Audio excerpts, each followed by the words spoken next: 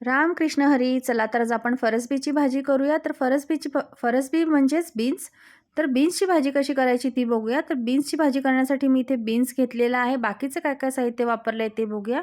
तर इथे बीन्स मी बारीक चिरून घेतलेले आहेत आणि धुवून घेतलेले आहेत. त्याच्यानंतर मी टोमॅटो घेतलेला आहे, कांदा घेतलेला आहे, फोडणीसाठी उडदाची डाळ, कढीपत्ता, जिरं, मोहरी, हिंग घेतलेला आहे.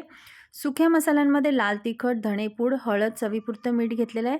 सगळ्यात आधी आता आपण बीन्स भाजून घेऊया. तर तुम्ही बघू शकता बीन्स मी अशा पद्धतीने इथे भाजून घेतलेले आहेत. त्याच्यानंतर आपण फोडणी करून घेऊया. फोडणीसाठी मी उडदाची डाळ, कढीपत्ता, जिरं, मोहरी, हिंग घेतलेलं आहे. फोडणी आपण करून घेतलेली आहे. त्याच्यामध्ये आपण आता कांदा ॲड करूया. कांदासुद्धा आपण चांगल्या पद्धतीने भाजून घेऊया. त्याच्यानंतर आपण टोमॅटो आणि कोथिंबीर ॲड करूया. एकंदरीत आपल्याला हे सगळं व्यवस्थित भाजून घ्यायचं आहे. भाजता भाजता आपल्याला सुके मसालेसुद्धा ॲड करायचे आहेत. ते सुद्धा आपल्याला एकजीव करून घ्यायचे आहेत व्यवस्थित. तर आपल्या इथे सगळी फोडणी छानपैकी भाजून तयार झालेली आहे. एका बाजूला आपण जे बीन्स भाजून ठेवलेले आहेत ते आता आपण ह्याच्यामध्ये ॲड करूया. ते सुद्धा आपण चांगले 1-2 मिनिटंभर परतून ह्याला 5 ते 7 मिनिटं आपण वाफ येऊन देऊया.